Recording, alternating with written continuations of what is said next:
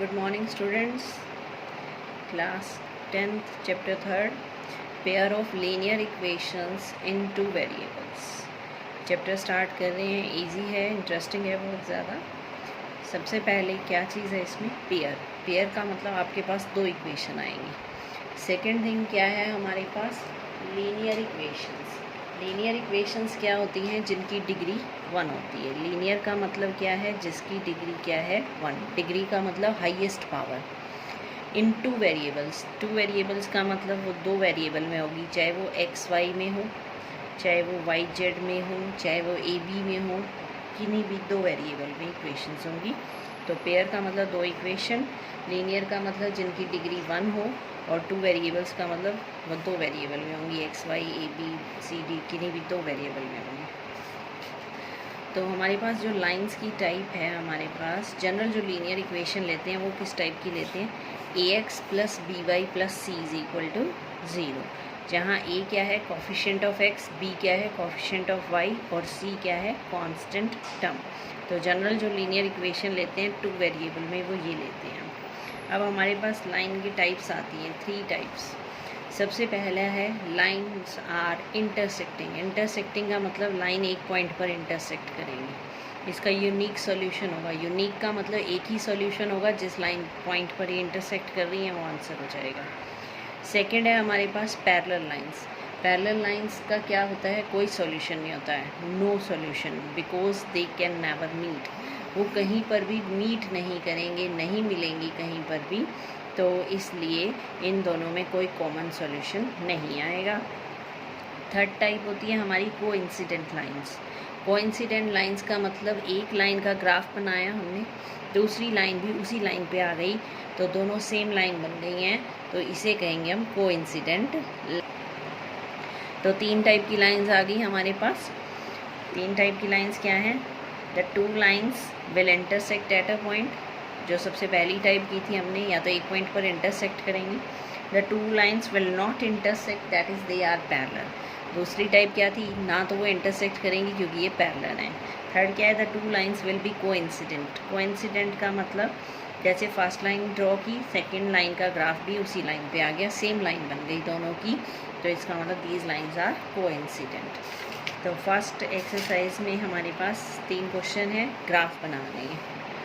बहुत इजी है, ध्यान से सुनना और साथ साथ करना इनको. थर्ड चैप्टर थोड़ा लेंथी है, 3.6 तक है, पर अगर साथ साथ करेंगे हर एक्सरसाइज को तो बहुत इजी लगेगा. First question, Aftab tales his daughter. Aftab ने अपनी डॉटर से क्या कहा? 7 years ago I was 7 times as old as you were then. 7 साल पहले मैं 7 टाइम्स का मतलब 7 गुना. किससे 7 गुना? You were then. 7 साल पहले तुम्हारी जो एज थी उसका 7 टाइम्स था. Also 3 years from now. From now का मतलब अब से 3 साल के बाद. आई शैल बी, फ्यूचर टेंस आ गया ना, शैल बी, मैं हो जाऊँगा. क्या हो जाऊँगा?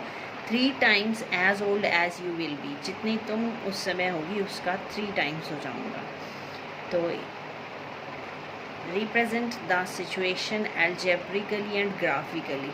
एल्जेब्रिकली का मतलब आपको सिंपल इक्वेशन बनानी है कि इक्वेशन क्या बनेगी हमारी. Graphically means you have to show it on your graph. तो फर्स्ट कैसे लेंगे, ध्यान से देखना. क्या चीज़ लेट करनी है हमें? 2 चीज़ें लेट करनी है. Let age of Aftab. Aftab की एज लेट की हमने x ईयर्स, डॉटर की एज लेट की हमने y ईयर्स. तो 7 years एगो, पहले क्या चीज़ थी हमारे पास? 7 years एगो. आफ्ताब एज क्या हो जाएगी? x - 7, और 7 years एगो डॉटर की एज क्या हो जाएगी? y - 7. अब अकॉर्डिंग टू क्वेश्चन कहते हैं, अकॉर्डिंग टू क्वेश्चन उसने क्या कहा था? 7 years एगो. ध्यान से देखना, साथ साथ बनाएंगे. 7 years एगो आई वाज का मतलब मैं था, तो यहीं पर वाज आ गया है, तो यहीं आपका इक्वल टू का साइन लग जाएगा. I was 7 times you were then. मैं 7 गुना, 7 टाइम्स था जितने उस टाइम थी आपकी एज. तो ये अपनी डॉटर को कह रहा है 7 साल पहले जो आपकी एज थी मैं उसका 7 टाइम्स था. तो पहली इक्वेशन ये हो जाएगी, ये 7 से मल्टीप्लाई हो जाएगा, 7y - 49. ये सारे हम लेफ़्ट में ले गए, तो ये इक्वेशन बन गई हमारी x minus 7y minus 42 is equal to 0। Second था 3 इयर्स फ्रॉम नाउ, यानी आफ्टर 3 इयर्स आपको दोनों की एज निकालनी है। तो आफ्टर 3 इयर्स आफ्ताब की हो जाएगी x+3 और डॉटर की एज हो जाएगी y+3। अब उसने क्या कहा था, 3 years from now I shall be 3 times, मैं कितना हो जाऊँगा 3 टाइम्स यानी 3 गुना। तो 3 साल के बाद x+3 यानी आफ्ताब कितना हो गया 3 times of daughters as, 3 times of y+3। तो x+3 is equal to 3y+9, सारी लेफ्ट में ले आए तो इक्वेशन बन गई x माइनस 3y माइनस 6। अब आपके पास दो इक्वेशन बन गई हैं, एक ये फर्स्ट इक्वेशन है, ये सेकंड। ये आपका फर्स्ट पार्ट पूरा हो गया। अलजेब्रिकली आपको इक्वेशंस बनानी थी, अब अलजेब्रिकली हो गई। अब हमें इन्हें रिप्रेजेंट करना है ऑन द ग्राफ पेपर। कैसे रिप्रेजेंट करेंगे, हम वैल्यूज़ निकालेंगे ग्राफ पेपर पे शो करने के लिए हमें मिनिमम 2 चाहिए, मैक्सिमम आप कितने भी पॉइंट्स ले सकते हो। तो पहली इक्वेशन से हमने क्या किया, वैल्यू निकाल ली एक वेरिएबल की। फर्स्ट इक्वेशन से x माइनस 7y माइनस 42 ये इक्वेशन थी आपकी, ये बन गई x इज़ इक्वल टू, ये दोनों उधर ले गए पॉजिटिव हो गए 42 प्लस 7y। अब यहाँ y की वैल्यू पुट करेंगे और x की फाइंड करेंगे। When y is equal to 1, पहले y की जगह 1 पुट किया मैंने, तो ये हो गया 7 इंटू 1 7, 42 प्लस 7 दैट इज़ 49। यानी पहला आपका कोऑर्डिनेट आ गया, x की वैल्यू कितनी हो गई 49 और y की वैल्यू कितनी हो गई 1। इसी तरह y की वैल्यू 2 पुट करेंगे, x की वैल्यू आ जाएगी 56, y की वैल्यू फिर 3 पुट करेंगे हम, तो x की वैल्यू आ जाएगी 63। तो हमारे 3 पॉइंट आ गए 49 1, 56 2 और 63 3। ये ध्यान रखना है, पहले हमेशा x की वैल्यू होती है कोऑर्डिनेट में और दूसरी वैल्यू हमेशा y की लिखनी है। ऐसा नहीं है, उल्टा नहीं करना है। फर्स्ट वैल्यू हमेशा आपको x की पुट करनी है और सेकंड वैल्यू हमेशा y की पुट करनी है। अब हम सेम करेंगे second equation, x minus 3y minus 6 is equal to 0, ये थी इक्वेशन। तो ये दोनों हम राइट में ले गए, ये बन गया x is equal to 3y plus 6। आप यहाँ y की वैल्यू पुट करेंगे, 1 2 3 कोई ज़रूरी नहीं है, आप कोई भी वैल्यू पुट कर सकते हो। तो y की वैल्यू पुट की 9, ये हो गया 3 9 27, 27 प्लस 6 33। y की वैल्यू 2 और 7 पुट की, इस तरह से 3 आंसर निकाले हमने। ये आ गया 33 9, 38 27 एंड 7। अब इनको रिप्रेजेंट कैसे करना है, बहुत इजी है। 9th में आपने रिप्रेजेंटेशन की हुई है, 9th में आपने ग्राफ में कोऑर्डिनेट शो किए हुए हैं, सेम वैसे ही करने हैं। पहले हम लेते हैं फर्स्ट लाइन का ग्राफ। तो फर्स्ट लाइन का ग्राफ है, तो आपको ये 3 लिखने की रिक्वायरमेंट नहीं है, सीधा यहाँ पर लाइन के साथ डाल देंगे नंबर 1 कि ये फर्स्ट लाइन का ग्राफ है। ये सीधा आप लाइन की इक्वेशन भी लिख सकते हो, यहाँ पर यहाँ डाल देंगे हम नंबर 2 कि हमारी सेकेंड लाइन का ग्राफ है। तो इक्वेशन भी लिख सकते हैं x माइनस जो भी इक्वेशन थी 3y माइनस 6, इस तरह से। तो पहले पॉइंट क्या है 49 56 है, मैक्सिमम 63 है। तो 10 10 का गैप लिया हमने, 0 10 20 30 अप टू 100, और y की मैक्सिमम वैल्यू है 33। तो y में हमने कम गैप, y की मैक्सिमम वैल्यू है 9 है, तो 1 2 3 4 का गैप लिया। ये ज़रूरी नहीं है कि x और y में गैप सेम होना चाहिए, यहाँ ज़्यादा पॉइंट तक जा रहा है तो 10 10 का गैप ले लिया, यहाँ कम पॉइंट तक जा रहा है तो हमने 1 1 का गैप ले लिया। तो फर्स्ट इक्वेशन में पहला पॉइंट क्या था 49 1, सबसे पहला पॉइंट क्या था हमारे पास 49 और 1। तो अब हम 14 x लेंगे 49 और y लेंगे 1। x लिया हमने 49, तो 40 और 50 ये है हमारा, 49 कहाँ आएगा, स्लाइटली थोड़ा सा पीछे आ जाएगा, यहाँ पर 49 और यहाँ से लेना है y1। सेकेंड है 56 2, ये 55 आएगा, 50 और 60 के बीच में स्लाइटली सा आपने एक पॉइंट राइट लेना है, ये हो जाएगा 56 और ये हो जाएगा। इसी तरह थर्ड पॉइंट शो कर देंगे हम 63 3, x की वैल्यू लेनी है 63, 65 है यहाँ पर मिड में, 65 से 2 पॉइंट पीछे लेना है, ये हो जाएगा आपका 63। तो यहाँ से 63 और इधर से लेना है आपको, कितना लेना है 63 के साथ 3, यहाँ पर जो 3 आएगा वो पॉइंट लेना है। फिर सिंपल इनको ज्वाइन कर देना है with the help of scale, ये आपका फर्स्ट लाइन का ग्राफ। इसी तरह सेकंड का x33 लेना है, यहाँ 30 है आपके पास, 33 9, फिर इसी तरह y दूसरा है 38, x की वैल्यू 30, y की वैल्यू 8, यहाँ से 30 और यहाँ से 8। फिर तीसरा पॉइंट है 27 7, x की वैल्यू 27 लेनी है और y की वैल्यू 7।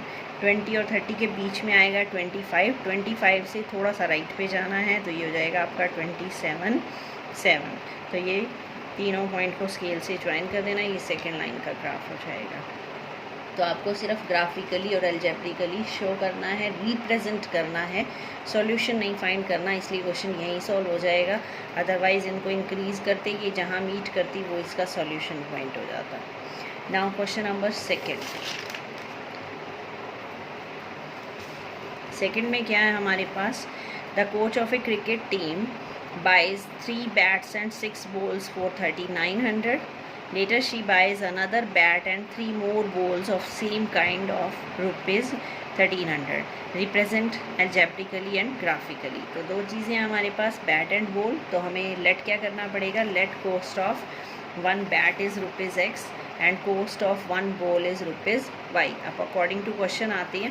पहला क्या है, 3 बैट हैं और बॉल्स कितनी है, 6 बॉल्स, 3 बैट 6 बॉल्स, यानी इक्वेशन क्या बन जाएगी, 3x + 6y is equal to कितना हो जाएगा, 3900। 3x + 6y is equal to 3900। Second क्या है हमारे पास, another bat and 3 more balls.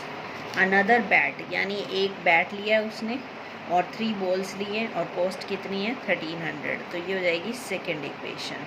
तो यहाँ से 3 कॉमन ले लिया, 3 कॉमन ले लिया तो ये हो गया x + 2y 3900। ये 3 मल्टीप्लाई में इधर डिवाइड में चला जाएगा, ये बन जाएगी इक्वेशन फर्स्ट।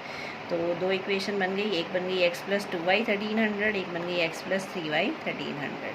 अब कैसे कैलकुलेट करेंगे इसे, यहाँ तक तो वो आपका फर्स्ट पार्ट हो गया, अलजेब्रिकली शो कर दिया हमने। अब हम शो करेंगे ग्राफिकली।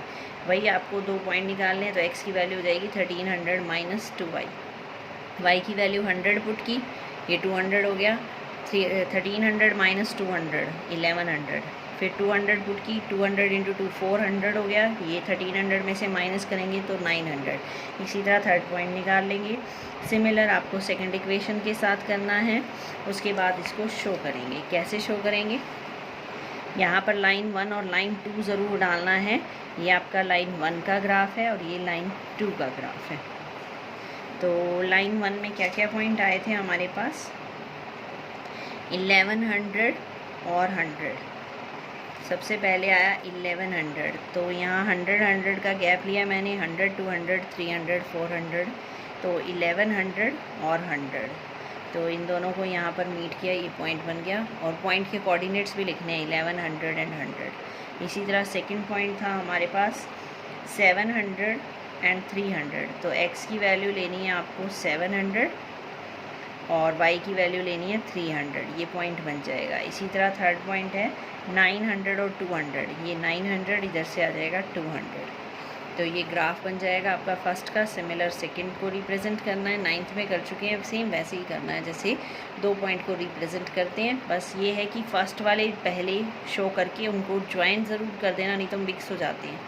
फिर सेकंड वाले प्लॉट करके और फिर उनको ज्वाइन करना, ये हो जाएगा ग्राफिकली सॉल्यूशन इसका। नाउ क्वेश्चन नंबर थर्ड में क्या है, the cost of 2 kg apples and 1 kg grapes was found to be 160। तो हमें क्या मानना पड़ेगा, cost of 1 kg apples ₹x, cost of 1 kg grapes ₹y। तो दोनों की 1 kg की कॉस्ट मान ली हमने। तो फर्स्ट इक्वेशन क्या बन जाएगी, 2x + 1 × y is equal to 160। Second क्या बनेगी, 4 kg एप्पल्स हैं और 2 kg ग्रेप्स हैं, that means 4x + 2y is equal to 300। इनको अलजेब्रिकली और ग्राफिकली रिप्रेजेंट करना है। तो दो इक्वेशन बन गई हमारी, 2x + y 160 and 4x + 2y 300। अब हमने इसमें से 2 कॉमन लिया, ये बन गया 2x + y is equal to 300। यहाँ 2 इधर डिवाइड में चला जाएगा तो ये 150 आ जाएगा। बाकी सेम प्रोसीजर करना है। y की वैल्यू निकाल दी हमने फर्स्ट से, 160 - 2x। अब x की वैल्यू पुट की 70, ये 72 कितना हो गया 140। तो y की वैल्यू कितनी आ गई 20। फिर x की वैल्यू पुट की 60, 2 इंटू 60 कितना हो गया 120, 160 माइनस 120 कितना हो जाएगा 40। इसी तरह थर्ड पॉइंट सिमिलर टाइप से आपको सेकंड इक्वेशन से 3 पॉइंट निकालने हैं। उसके बाद ये तीनों पॉइंट यहाँ रिप्रेजेंट करने हैं और कोऑर्डिनेट्स भी लिखनी है, लाइन 1 2 भी लिखनी है। तो ग्राफ है जो नीट एंड क्लीन बनाना, बिल्कुल अच्छे से ग्राफ के मार्क्स मिलेंगे आपको पेपर में। ग्राफ ज़रूर आएगा एक एग्ज़ाम में 4 मार्क्स का। तो ये थी एक्सरसाइज आपकी 3.1। कल करते हैं एक्सरसाइज 3.2। Thank you.